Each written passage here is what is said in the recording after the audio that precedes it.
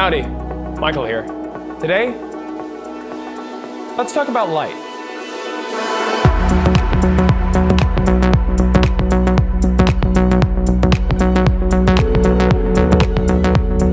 So last time we talked about the basics of how a camera works. And the thing we touched on the most was how each of the settings of a camera affect how the camera captures light.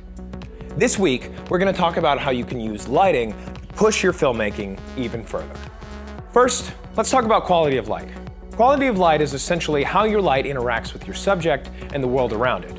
And this usually boils down to two things: hard light and soft light. Soft light, like the name, is really soft. It spreads across the face and creates a nice gradient between shadow and light.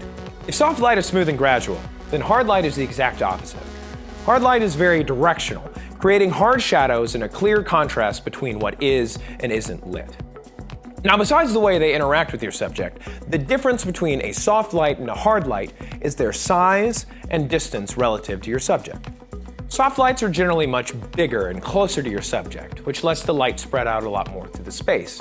Now, this could mean that your light is physically bigger, or it could also mean that you're doing something to make it seem bigger, like bouncing it off of a wall, or putting haze in the environment, or even throwing a huge diffusion over it to spread the light out more. Hard lights are generally smaller and further away from your subject. This makes the light a lot more focused and directional.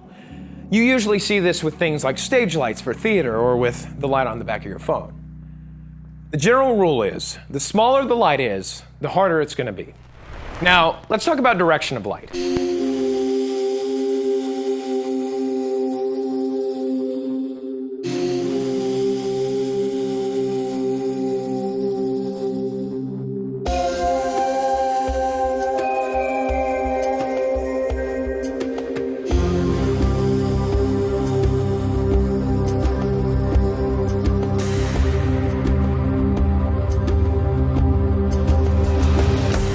Direction of light is the direction your light is pointing, but it's also a lot more than that. It's not just where your light falls, but also where your shadows fall. This is how you create contrast and add depth to your image, making your two-dimensional image on the screen pop out and seem to come to life. Let's look at a few basic angles you should probably know about. First, frontal light. For frontal lighting, the light is directly in front of the subject. This is very flat lighting because it doesn't create any shadows. If you move your light around the subject to the side, you get what is called REMBRANT lighting, or 45-degree light. This lighting is more dynamic than flat lighting because of how it creates shadows on your subject. Most of their face is still lit, but the subtle shadows help add depth and life to the frame. If we keep moving the light around our subject to the side, we get split lighting. Split lighting literally splits your subject down the middle, casting half of their face into shadow and the other half into light. If you move the light even further behind your subject, you get edge lighting. It's called this because you can only see the edge of your subject's face, with the rest of their face being cast into shadow. If we move our light back in front and above our subject, we get what is called butterfly lighting. This kind of lighting is traditionally used for beauty lighting because of how it accentuates the cheekbones and features of the face while maintaining an even spread of light. If we continue to move the light even higher and position it directly above our subject, we get overhead lighting. This creates deep shadows over the eyes and face and casts our subject's expressions and emotions into darkness. If you flip overhead lighting upside down, you get underlighting.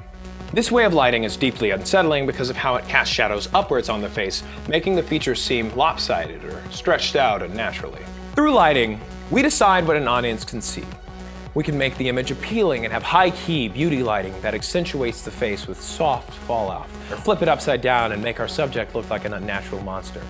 More than anything else, lighting conveys the emotion of a scene.